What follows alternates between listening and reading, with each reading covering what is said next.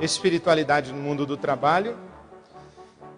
O nosso tema deste quarto encontro é o que a espiritualidade tem a ver com o mundo do trabalho, definindo os termos religião e espiritualidade, ou mais precisamente, espiritualidade e religião. Acho muito importante que a gente faça essa conceituação, porque não é uma expressão simples e automática, não é uma escolha aleatória o tema espiritualidade no mundo do trabalho.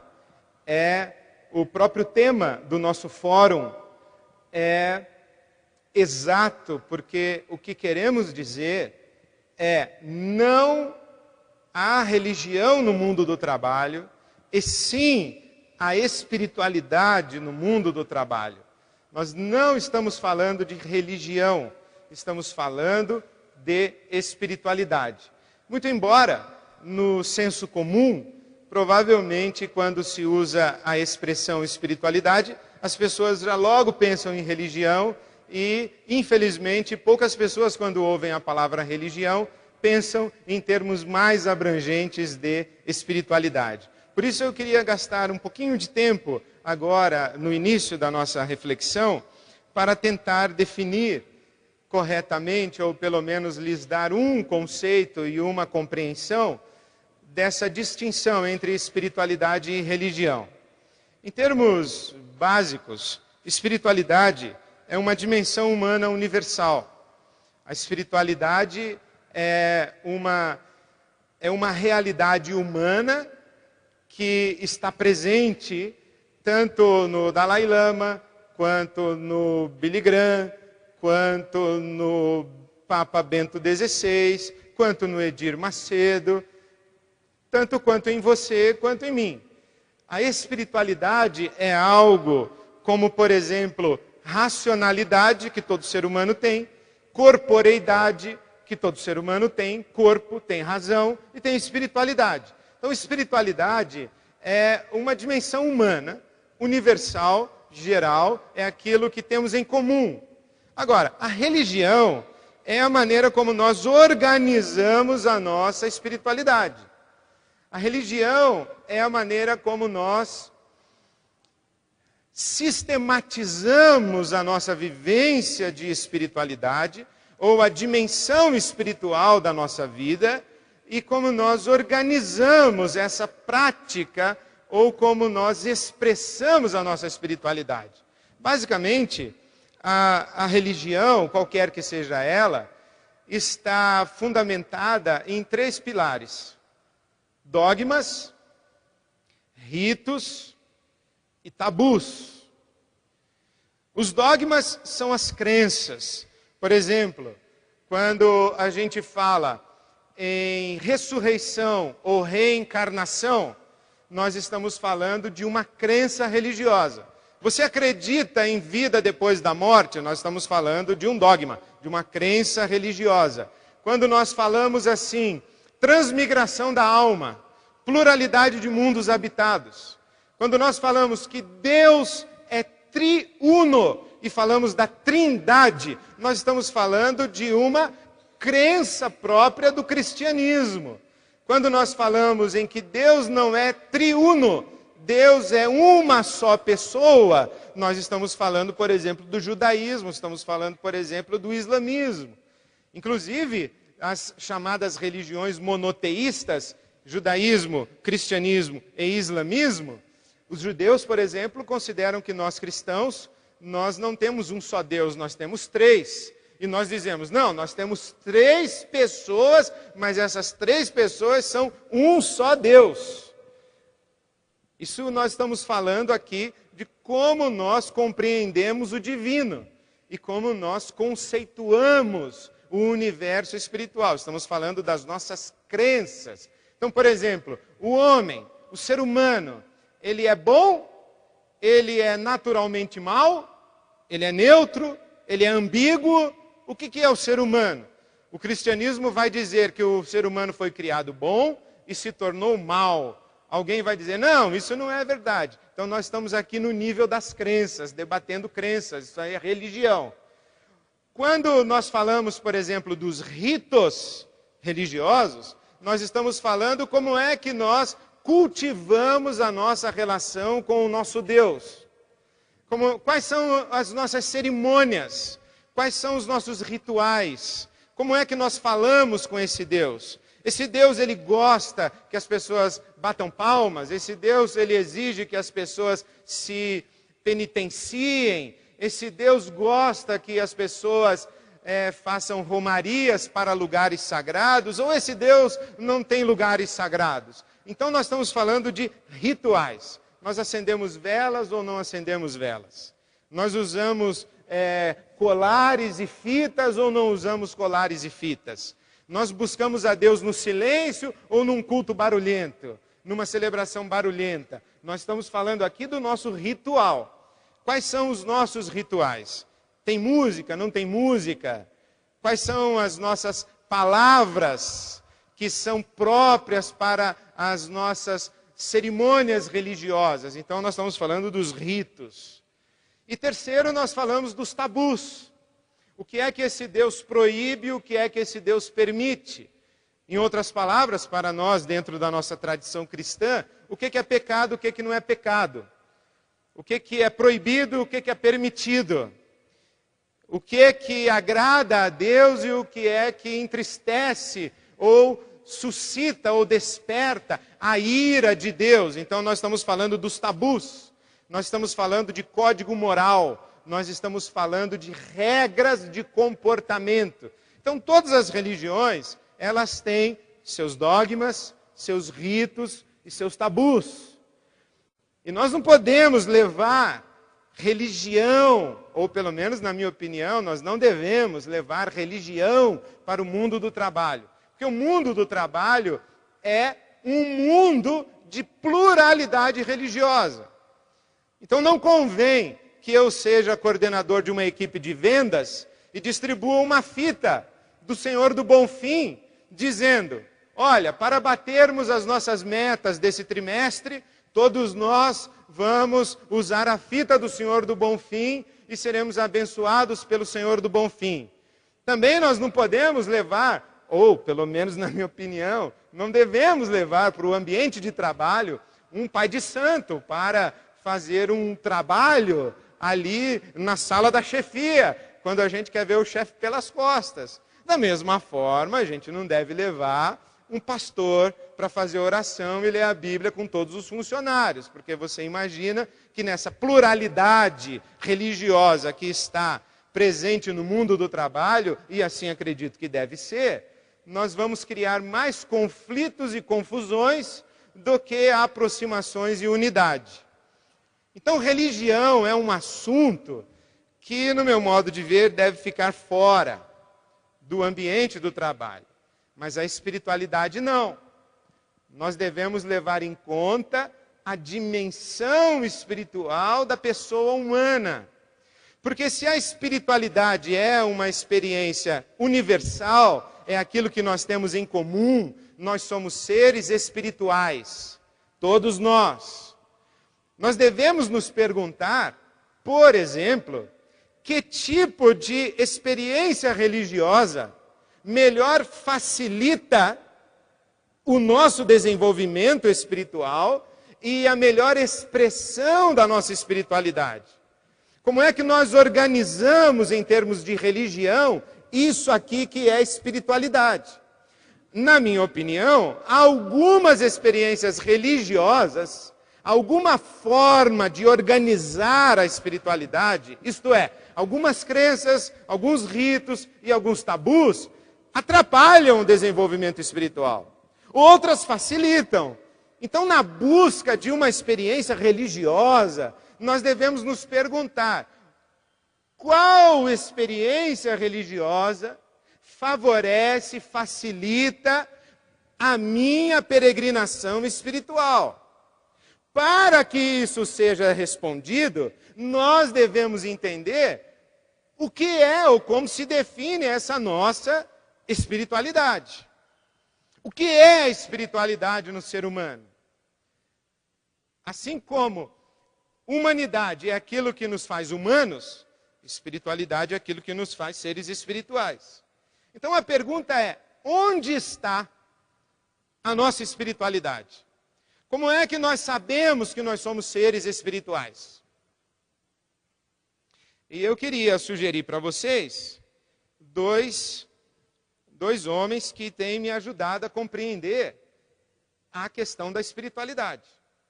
Um deles é Paul Tillich e o outro é Viktor Frankl. Isso porque, quando eu comecei a discernir e perceber que havia diferença entre espiritualidade e religião, religião e espiritualidade, quando eu comecei a perceber isso, eu comecei a me perguntar sobre o que é essa tal espiritualidade e como é que ela se manifesta na experiência humana. A grosso modo, cheguei à conclusão que, basicamente, a espiritualidade, conforme traduzida nas experiências religiosas, elas têm a ver com ou verdade ou poder. O que quero dizer com isso? No começo da minha experiência religiosa, em que eu queria um recurso de uma tradição religiosa para organizar, desenvolver e expressar a minha espiritualidade, eu achei que espiritualidade e religião se uniam no conceito de verdade. Verdade no sentido de crenças. Quem está com a verdade? Os budistas, os islâmicos, os católicos, cristãos, os judeus, os hindus, o hinduísmo. Quem é que está com a verdade? E eu achava que religião tinha a ver com verdade. E achava mais, que o cristianismo tinha a verdade. Que aquelas coisas que o cristianismo ensina são a verdade. A verdadeira descrição do universo, do mundo, de Deus, da pessoa humana, por que que as coisas são como as coisas devem ser. E eu achava que se eu soubesse afirmar as crenças do cristianismo, eu estava fazendo afirmações verdadeiras a respeito da realidade. Então, no começo, eu pensava em termos de verdade e mentira. Todo mundo que concorda com a minha fé cristã tem a verdade. Quem discorda da minha fé cristã tem a mentira. E eu tenho que convencer todo mundo que discorda de mim que eu tenho a verdade e que a pessoa que discorda tem a mentira. Então eu tenho que fazer ela concordar comigo. Então a minha experiência religiosa estava articulada em volta desse conceito de verdade. Bom, a minha formação religiosa é protestante, é cristã, de tradição reformada, protestante, mais precisamente no nosso Brasil, evangélica, eu sou evangélico. Então eu tenho a verdade. Só que num determinado momento, eu percebi que além da verdade existia um outro conceito. Poder. E que a religião ensinaria para mim como acessar um poder transcendental ou transcendente, um superpoder que nós chamamos Deus. E dentro da tradição cristã, protestante, evangélica, nós conhecemos o segmento pentecostal, ou neopentecostal, que enfatiza a pessoa do Espírito Santo. Então eu achei, num determinado momento, que religião tinha a ver com poder. Porque não bastava que eu descrevesse de maneira correta e exata o mundo, Deus, as pessoas, as relações. Descrever não bastava. Crer corretamente não bastava. A verdade era pouco.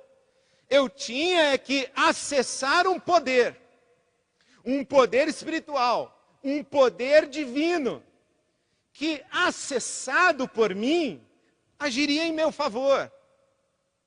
Me daria, por assim dizer, uma vantagem competitiva em relação a você, por exemplo, que estivesse concorrendo comigo à mesma vaga de emprego.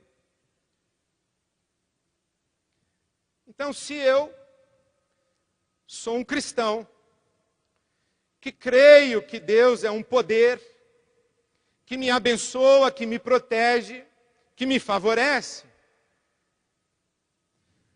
na briga de currículos, os nossos 2 currículos podem ser tão bons, mas eu tenho uma vantagem competitiva que você não tem.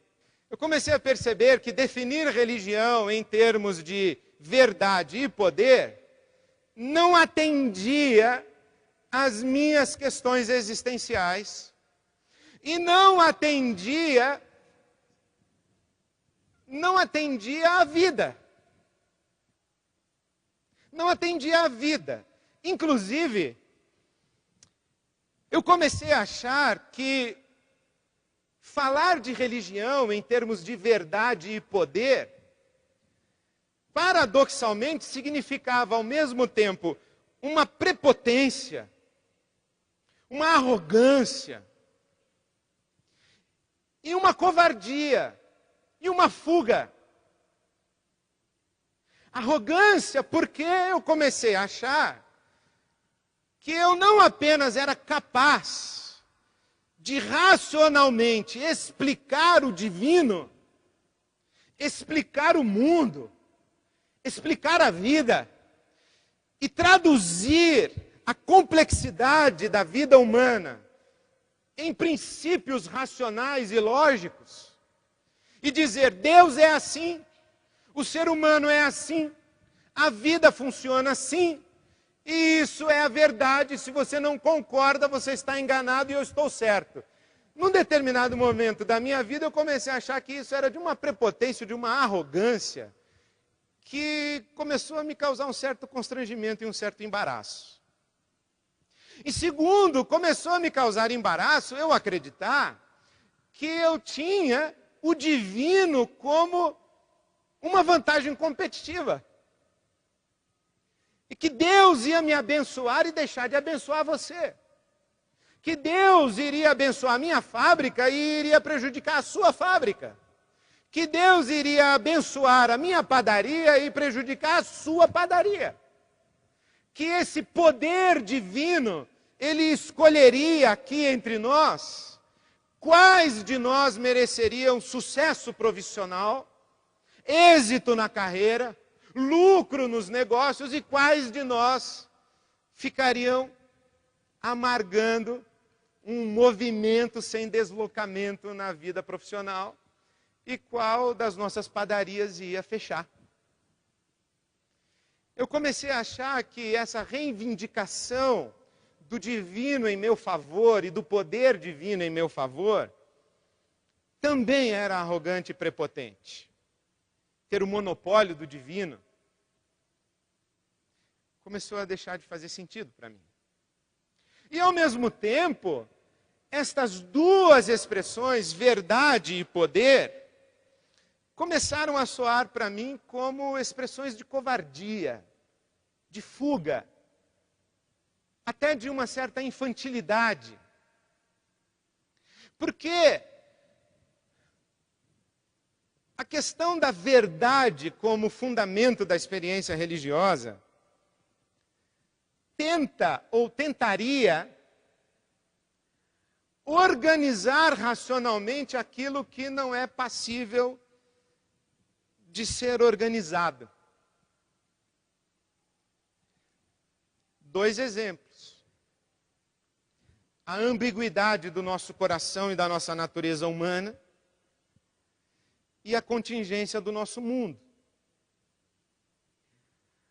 Nós somos seres que se expressam no mesmo instante, no mesmo dia, na mesma roda de conversa, de maneira sublime e de maneira mesquinha.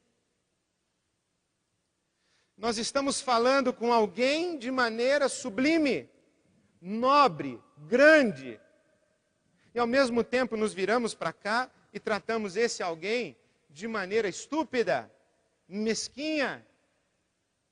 Nós conseguimos ser honestos e desonestos na mesma conversa.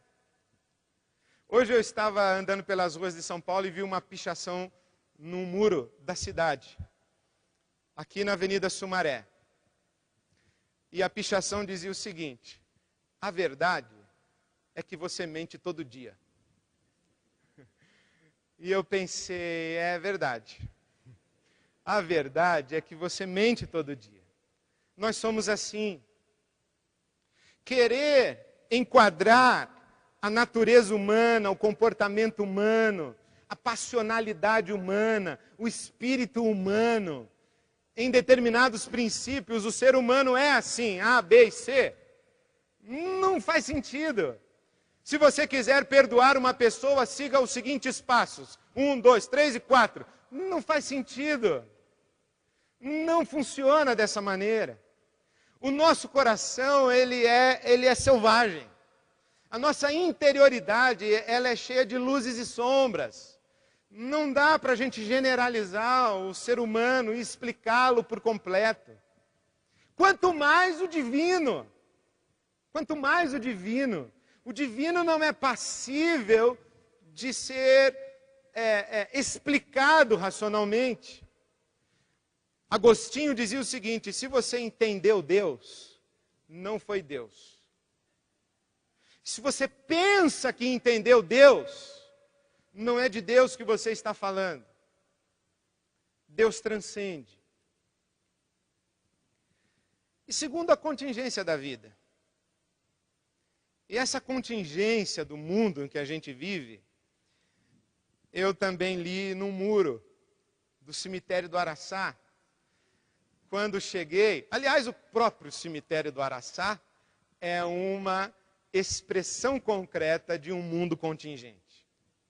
O cemitério do Araçá, ele reúne pessoas que morreram aos nossos olhos, fora do dia, fora da época, morreram injustamente, algumas outras mereciam ter morrido no lugar delas, e elas mereciam estar vivas até hoje, e nós não temos explicações, por que um morreu e o outro sobreviveu, mas o próprio cemitério já é um campo em que mostra a contingência da vida humana. Mas lá no muro do cemitério do Araçá, eu estava com exatos 17 anos, quando vim para o seminário, para a Faculdade Teológica Batista, aqui em Perdizes, em São Paulo, e passando ali na Avenida Doutor Arnaldo, no cemitério do Araçá, tinha a seguinte pichação: olhe ao redor. Estranho, né? E eu me identifiquei muito com o sujeito que fez aquela pichação. Eu falei, que bom que não apenas eu acho esse mundo muito estranho. O mundo é estranho. O mundo, ele é cheio de fenômenos e fatos para os quais não existe, pelo menos dentro da nossa racionalidade, uma lógica e uma justificativa plausível. E essa ambiguidade humana e essa contingência do mundo são, inclusive, 2 grandes argumentos para aqueles que não creem em Deus. E nós que cremos em Deus, não podemos usar Deus. E aí foi o que aconteceu comigo. Eu estou contando para você a minha tradição e a minha peregrinação espiritual e religiosa.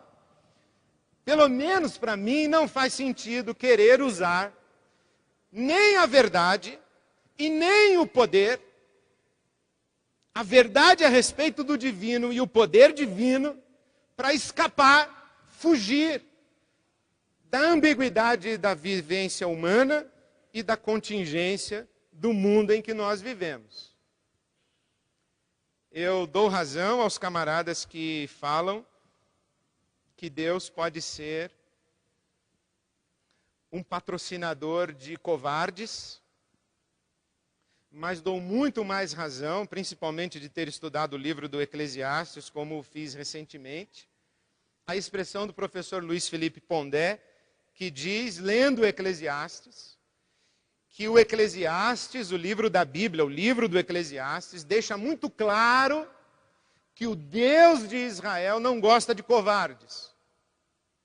E aí foi que eu encontrei Paul Tillich e encontrei Viktor Frankl, que me deram uma outra chave e me ajudaram a entender e me tiraram do meu desespero religioso. E que me ofereceram um novo caminho ou uma nova janela para que eu pudesse enxergar a minha experiência religiosa cristã de maneira compatível com a minha percepção da espiritualidade. E a chave que eles me deram foi sentido.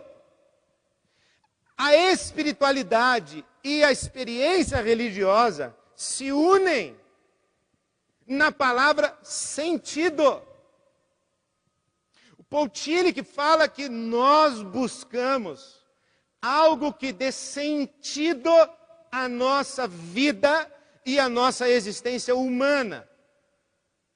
E o Viktor Frankl fala que essa é a grande fome da alma humana. Sentido. E sentido com duas conotações: direção e significado. O que é sentido? Direção e significado. Por exemplo, direção. Quando eu pergunto, qual o sentido dessa avenida? Norte ou sul? Em que direção vai essa avenida? Estou perguntando direção. Quando eu digo assim, Avenida Paulista, em que sentido? Consolação ou paraíso? Eu estou perguntando em que direção? Qual percurso eu faço? Em que direção eu vou? Mas significado na conotação de aquilo que vale a pena, aquilo que faz sentido, aquilo que justifica o meu engajamento, aquilo que justifica o meu esforço, aquilo pelo que vale a pena viver, aquilo pelo que vale a pena eu me sacrificar, aquilo que para mim tem significado, é aquilo que para mim tem sentido. Então, nós buscamos em nossa vivência humana, e tanto o Tillich quanto o Viktor Frankl, eles dizem para nós que o que demonstra que nós seres humanos somos seres espirituais é que nós temos fome de sentido. Nós precisamos nos organizar na vida. Nós precisamos adquirir um senso de direção. Nós precisamos de balizamentos para as nossas decisões, para as nossas escolhas. O Viktor Frankl tem uma expressão muito interessante. Ele fala que nós, seres humanos, nós temos liberdade e responsabilidade. Nós somos livres para tomarmos decisões. E temos capacidade de responder à vida. Responsabilidade nisso, nesse sentido, de capacidade de dar respostas. Eu sou um ser que tem responsabilidade. Eu tenho condição de responder à vida conforme a vida se apresenta para mim. E eu preciso saber como responder. Onde eu vou buscar uma referência para responder à vida? Onde eu vou buscar força? Onde eu vou buscar sentido para fazer as minhas escolhas, para dar os meus passos, para construir a minha biografia? E onde eu vou buscar referência e fundamento para dizer para mim pelo que vale a pena viver e pelo que vale a pena morrer? Quando eu devo dizer sim, quando eu devo dizer não? É isso que me faz um ser espiritual. É quando eu questiono a existência humana e me pergunto a respeito de qual é o sentido. Qual é o sentido da existência humana? O que é que orienta e baliza a caminhada humana e a peregrinação humana? E o que é que realmente vale a pena para a vida humana? Em outras palavras, quando é que é melhor morrer do que continuar vivo? Quando alguém diz assim, eu prefiro morrer, essa pessoa está fazendo uma afirmação de sentido último da sua existência. Eu prefiro morrer a negar o meu amor aos meus filhos. Eu prefiro morrer a negar o meu amor à minha mulher. Eu prefiro morrer a negar o meu Deus. Eu prefiro morrer a negar a minha pátria. O que é que realmente, quando eu tenho que escolher entre a minha própria vida e outra realidade qualquer, qual é o critério que eu uso para fazer essa escolha? É disso que nós estamos falando, de espiritualidade. Onde eu vou buscar esse sentido? Para nós cristãos, nós vamos buscar em Deus. Porque somente Deus pode justificar o sentido último, o sentido mais inegociável da nossa existência. O Paul Tillich, inclusive, vai dizer que tudo aquilo que não é Deus, mas que você submete a sua existência a esse algo que não é Deus, esse algo para você é um ídolo. Ele não merece que você sacrifique a sua existência por esse algo. Não merece. Por isso é muito importante nós entendermos o que é espiritualidade. E essa beleza da espiritualidade como a busca de sentido e a necessidade de nós encontrarmos na nossa experiência religiosa a referência de sentido. E aí, eu penso que a experiência religiosa, para nós, cristãos, não tem a ver com crenças corretas e verdades, e não tem a ver com acessar um poder que nos favorece. Tem a ver com o nosso sentido. Tem a ver com o nosso sentido. E nisso eu quero citar as palavras de Jesus.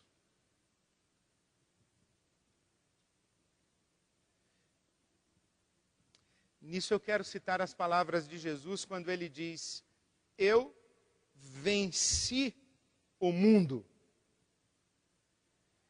Ele não diz, eu interpretei e expliquei o mundo. Ele não diz isso. Também ele não diz, eu consertei o mundo. Eu ajustei o mundo para que ele não fira nenhum de vocês. Não, não foi isso que Jesus disse. Jesus disse, eu venci o mundo. Em outras palavras, e se eu olho para a pessoa de Jesus como a minha relação que dá sentido à minha existência, é em Jesus que eu encontro a minha referência para viver e morrer. E é em Jesus que eu encontro a minha referência de sentido para enfrentar o mundo e a vida, quaisquer que sejam eles. Para vencer a ambiguidade da minha própria natureza humana e vencer a contingência do mundo em que eu vivo. Em outras palavras, ofereço a você uma seguinte figura. A sensação que eu tenho quando eu converso com pessoas religiosas é que elas estão para a vida, assim como aquele guardanapo dobrado está para a mesa bamba do restaurante. Sabe quando a mesa do restaurante está fora de esquadro e fora de prumo, e que o garçom que você chama, ele dobra um guardanapinho e coloca embaixo de um dos pezinhos da mesa? Aí a mesa ganha estabilidade.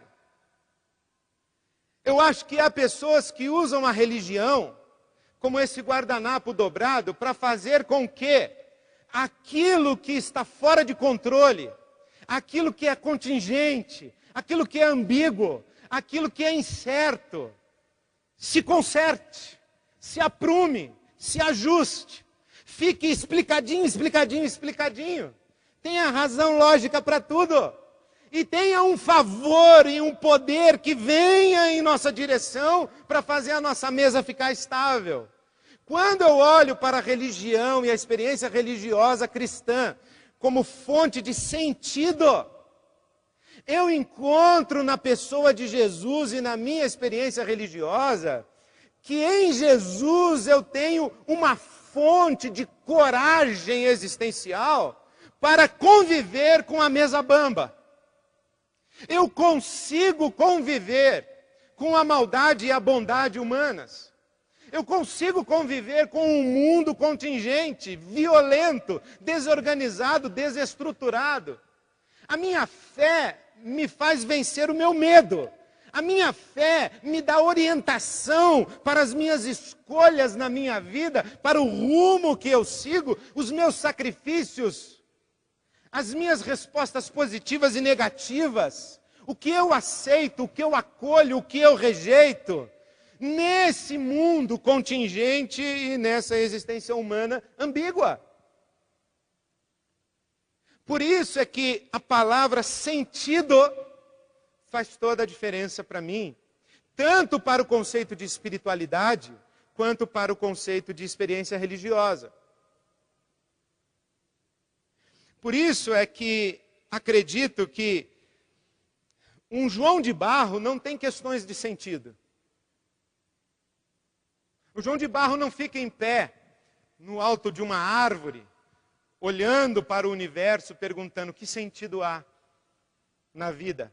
Um pardal, ele não fica num fio de uma rua de São Paulo, olhando para baixo, pensando como Albert Camus pensava. Será que eu me mato? Será que eu não me mato? Será que faz sentido continuar vivo? Um bicho não faz essas perguntas.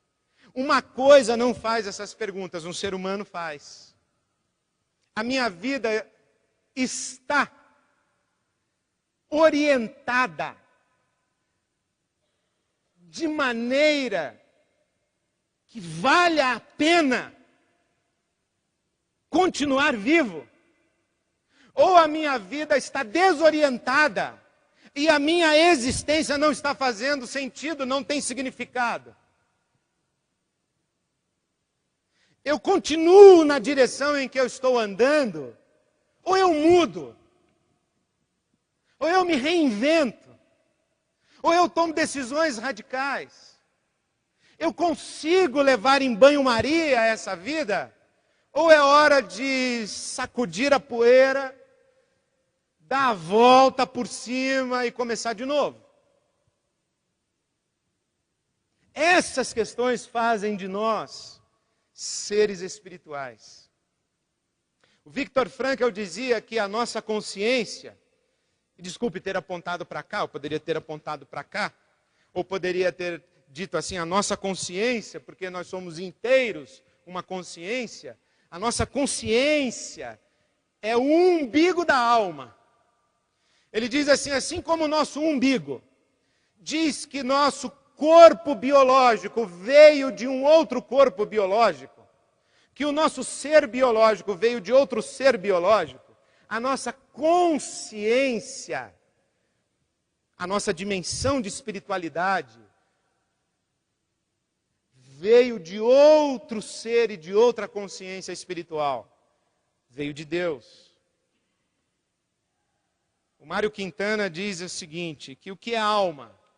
Alma é essa coisa que pergunta o que é alma. É isso que faz de nós seres espirituais. A pergunta do sentido.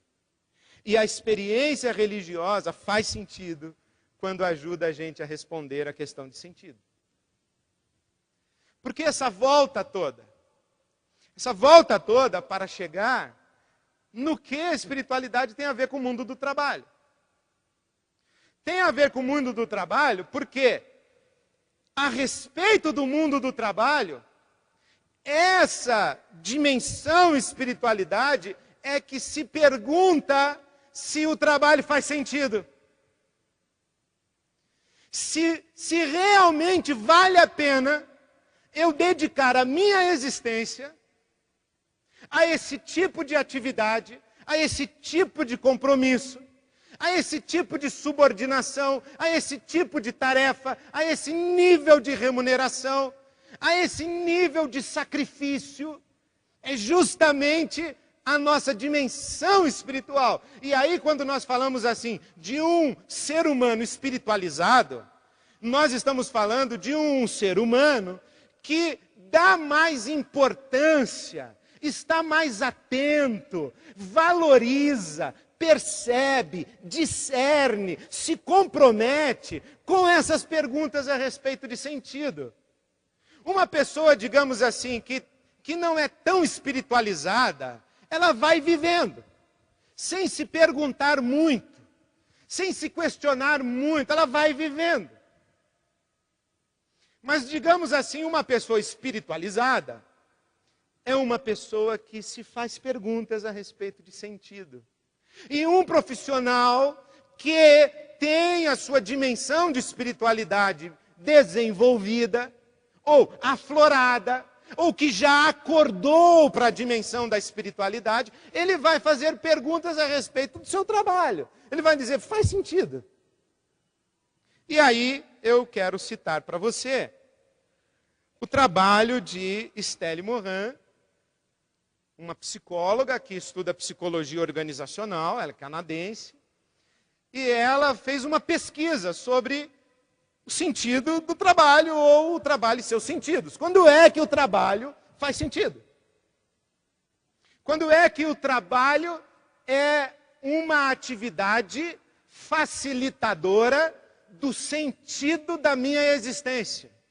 E quando é que o trabalho conspira contra o sentido da minha existência, de tal maneira que eu, por causa do meu trabalho, ou eu, no ambiente do meu trabalho, ou eu, no meu envolvimento profissional e na minha carreira profissional, digo, a minha vida não faz sentido, eu estou infeliz, não estou realizado, eu não quero mais fazer isso. Quando é que o trabalho faz sentido? Estelle Morin diz, primeiro, quando ele é uma fonte de satisfação pessoal. Quando você diz, eu gosto do que faço, mas não somente quando eu gosto do que faço, mas quando eu contribuo através do meu trabalho, eu percebo que o meu trabalho está fazendo diferença. E quando o meu trabalho me exige superar desafios pessoais, me exige novos aprendizados, me exige maturidade, me exige crescimento. Esse trabalho, quando é fonte de satisfação pessoal, ele tende a contribuir para o sentido da minha existência. Quando o trabalho me oferece condição de autonomia e sobrevivência. O que é isso? Tem a ver com remuneração, tem a ver com ascensão social, especialmente com relação ao meu futuro. Aí é o sentido de autonomia. Eu conseguirei, com o fruto do meu trabalho, cuidar de mim. Ou eu vou depender que outros cuidem de mim. Se eu continuar nesse trabalho, fazendo a mesma coisa, até ficar velhinho, quando eu ficar velhinho, eu vou ter autonomia ou vou ser um ser dependente? Quando eu percebo que o meu trabalho concorre não apenas para a minha boa sobrevivência, mas para a minha autonomia, e autonomia tem a ver com liberdade de escolhas. Quando você não tem liberdade de escolhas, isso significa que alguém está escolhendo para você, aonde você vai morar, o que você vai comer, a roupa que você vai vestir, aonde você vai passar férias, se é que você vai ter férias. A sua vida não está na sua mão. A sua agenda não está na sua mão. Você não escolhe. Os outros escolhem por você. Até porque tem aquele velho ditado que diz que quem paga, o velho ditado que diz, quem paga, manda. Se o seu trabalho não é suficiente para lhe dar uma boa condição de sobrevivência e autonomia, provavelmente ele não concorrerá para lhe trazer o senso de sentido. Quando ele é um ambiente de aprendizagem e crescimento, aquisição de habilidades e conhecimentos, aprimoramento de competências, desenvolvimento pessoal. Nós somos seres, como dizia Platão, perfectíveis. Nós somos seres que mudam.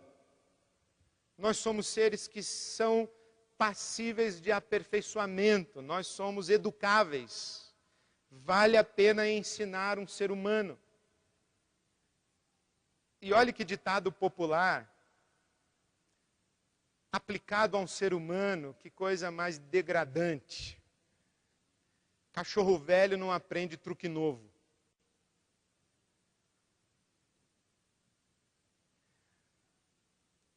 Ser humano não é cachorro. Cachorro é determinado geneticamente. Ser humano, não.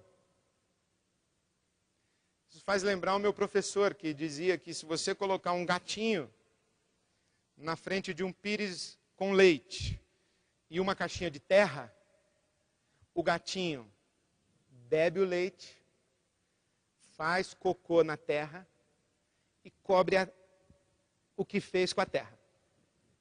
Mas se você colocar um bebezinho na frente de um pires de leite e uma caixinha de terra, ele dá um pontapé no pires de leite e come a terra.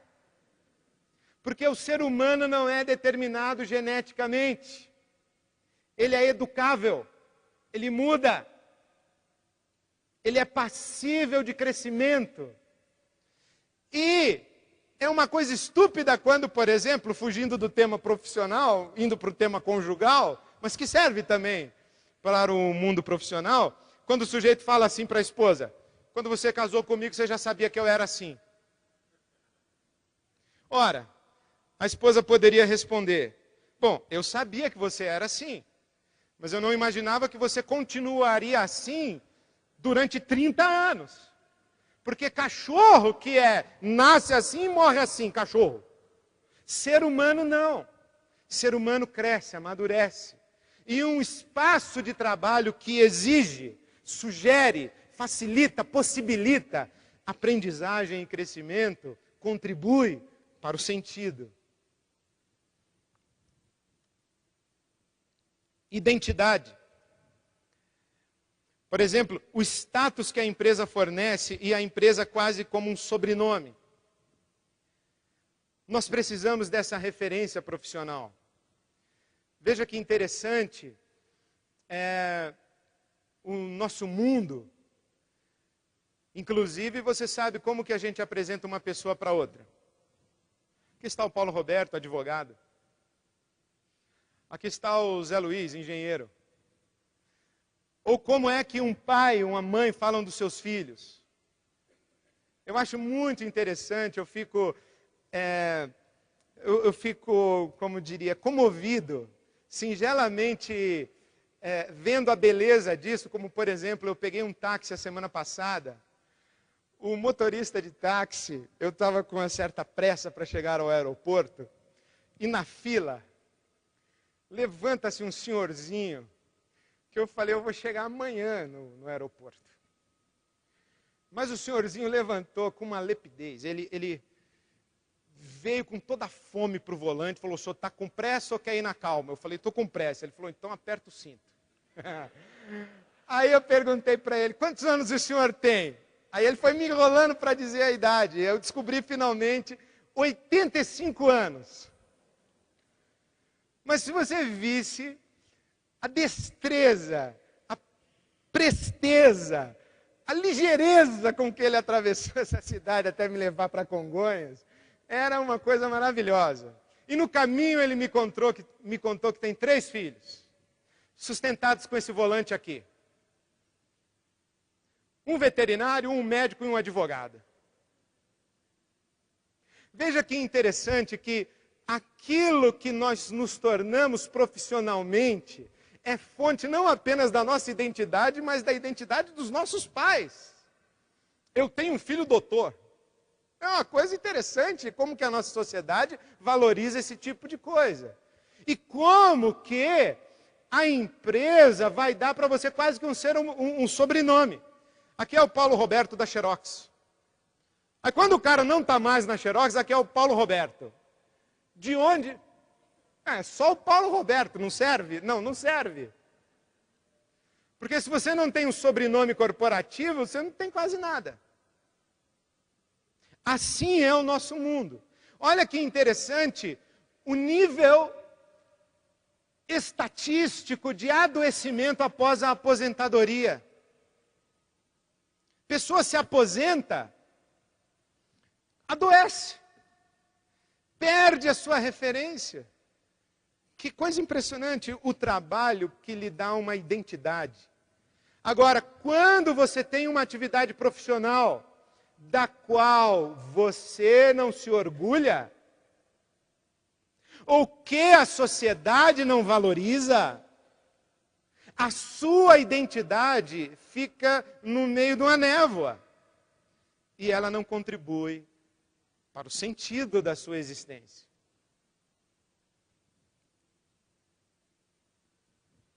Utilidade. O trabalho serve para alguma coisa. E transformações resultantes do seu trabalho. Meu filho, quando leu o artigo da Estelle Morin, que eu dei para que ele lesse, também para minha filha, o meu filho leu e falou, pai, esse negócio aqui de utilidade tem a ver com o meu trabalho. Falei, meu filho? Como assim? Prestava para nada. Eu detestava o meu trabalho, eu não sabia direito por quê. Mas eu descobri. O meu trabalho eu fazia e me perguntava, por que eu estou fazendo isso? Por que essa mulher me mandou fazer isso? Eu não entendia para que prestava o meu trabalho. Eu não entendia de que maneira o resultado do meu trabalho seria útil. E aí eu descobri porque eu não gostava do meu trabalho em alguns momentos. Quando a gente sabe por que a gente faz e como o resultado do nosso trabalho afeta a realidade, a nossa atividade de trabalho é fonte de sentido.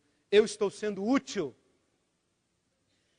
Há uma razão para eu me levantar e ir ao meu trabalho, porque aquilo que eu faço é necessário e é útil. Relacionamentos. O trabalho como fonte de reconhecimento. Principalmente quando as pessoas que reconhecem o valor do nosso trabalho são pessoas que nós admiramos e por quem temos um certo afeto. Nós desejamos que essas pessoas digam para nós, muito bem, foi bom o seu trabalho. Porque um elogio àquilo que fazemos é também um elogio a nós. E é importante que nós saibamos que somos valorizados e somos importantes para alguém. E quanto mais esse alguém ocupa um lugar de afetividade do nosso coração, mais importante é esse reconhecimento. Até porque o ambiente de trabalho é um ambiente de relações íntegras e afetivas e um ambiente de construção de amizades. Quando você diz, eu não gosto do meu ambiente de trabalho, você estará dizendo muito provavelmente, eu não gosto das pessoas com quem eu trabalho, ou eu não gosto dos tipos de relacionamentos que existem entre as pessoas com quem eu trabalho.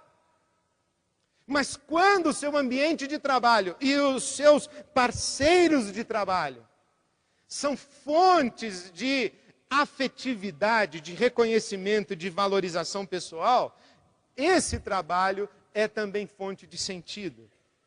Inserção na sociedade, pertença a um conjunto social. De onde você é? Qual é a sua turma? Quem são os seus pares? Você está junto com quem? E integração na sociedade. Isto é, você está inserido. Por exemplo, como que as pessoas hoje, os teóricos falam das classes sociais mais pobres e inclusive as miseráveis? São chamadas de excluídos. Veja que crueldade a sociedade que nós construímos. Sobrantes. Imagina você chegar para um ser humano e falar assim: você é um sobrante. Você está fora do mercado de trabalho, você está fora do mercado de consumo, você está fora da teia social. Você é como se não existisse. O trabalho traz para nós esse senso de inserção na sociedade e no mundo. E, finalmente, ética, que é a compatibilidade com os valores pessoais e a aceitação do consenso social. Por exemplo, quando você está num trabalho que exige de você o sacrifício da sua consciência moral, esse trabalho vai ser uma fonte de infelicitação. Ele não vai cooperar para o seu senso de sentido na existência. Porque você estará constantemente traindo os seus valores mais caros e negando a sua própria consciência. Ou quando você tem uma atividade profissional que sofre a rejeição do consenso social. Uma atividade profissional que as pessoas torcem o nariz quando descobrem que você faz aquilo. Isso acaba conspirando contra o seu sentido. E novamente eu me lembro quando peguei um táxi, bem cedo num domingo pela manhã, para vir à Igreja Batista de Água Branca. Era muito cedo aquele domingo, eu precisava estar aqui bem cedo. E peguei um táxi na esquina da minha casa, e o taxista era meu conhecido. E eu falei para ele: pô, que hora você chegou aí? Ele falou: passei a noite. Mas trabalhou a noite toda? Ele falou: passei a noite.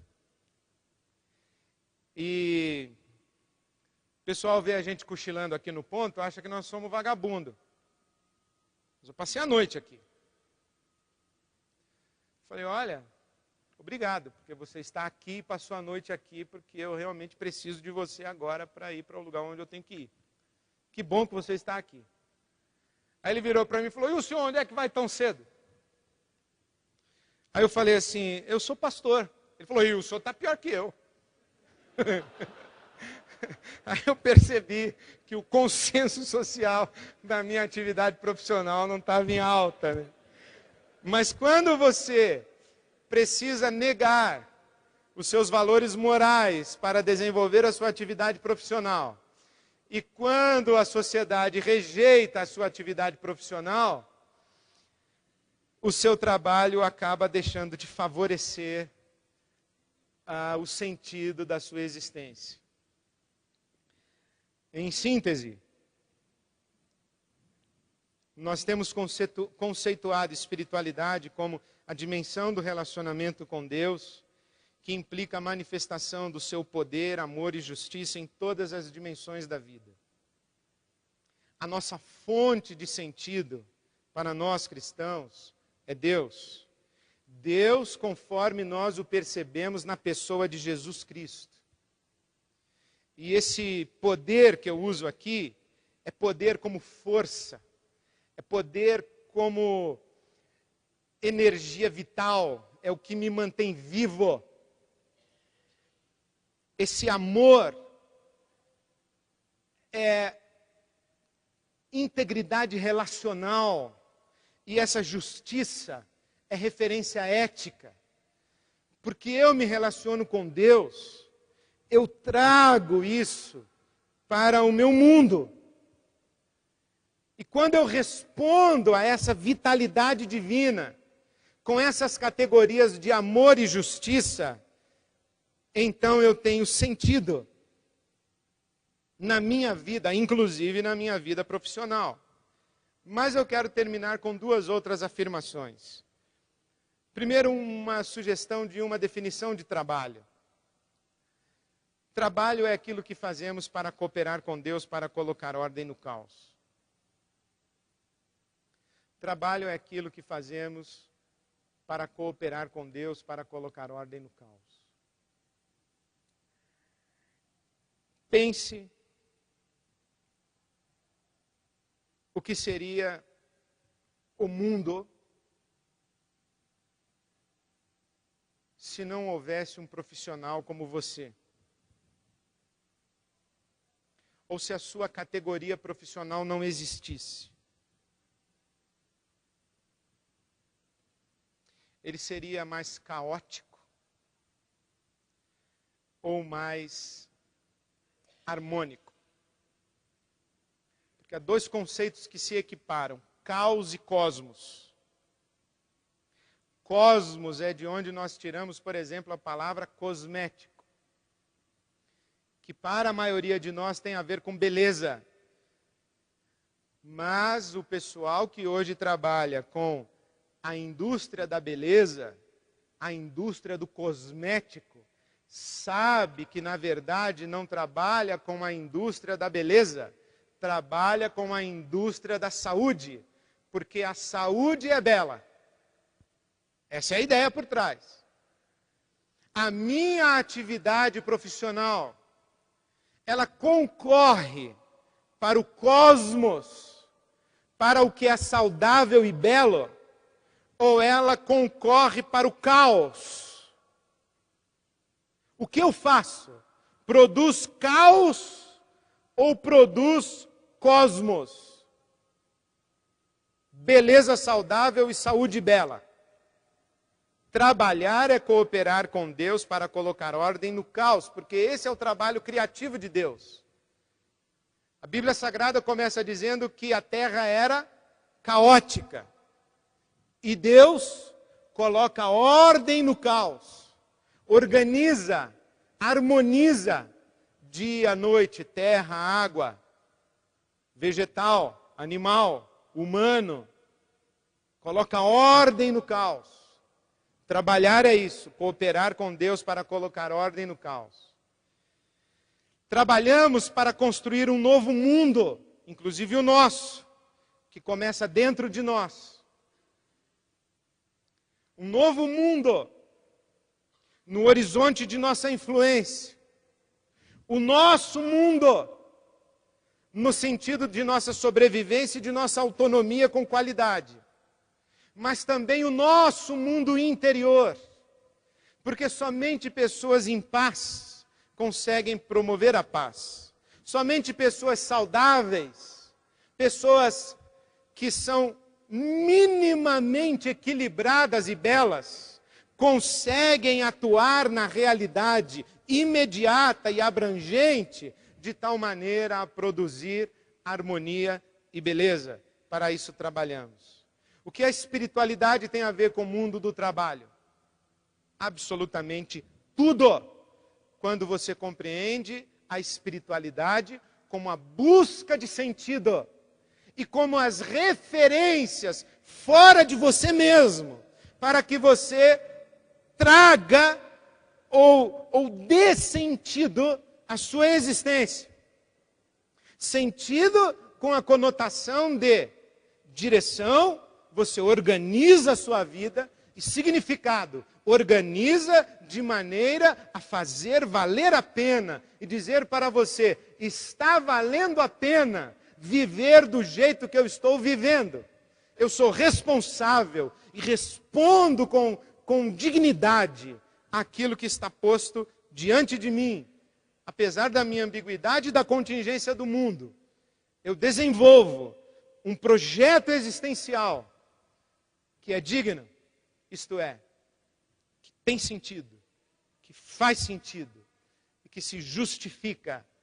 Isso é a maneira como relaciono espiritualidade no mundo do trabalho.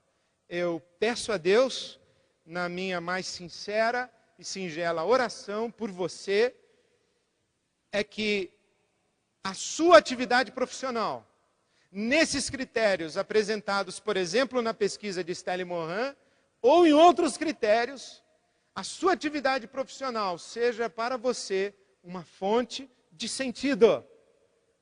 Inclusive, para que você, através da sua atividade profissional, coopere com Deus para colocar ordem no caos e trabalhe para construir um novo mundo, inclusive o seu mundo, que começa dentro de você. Que assim seja. Amém. Era isso para hoje à noite.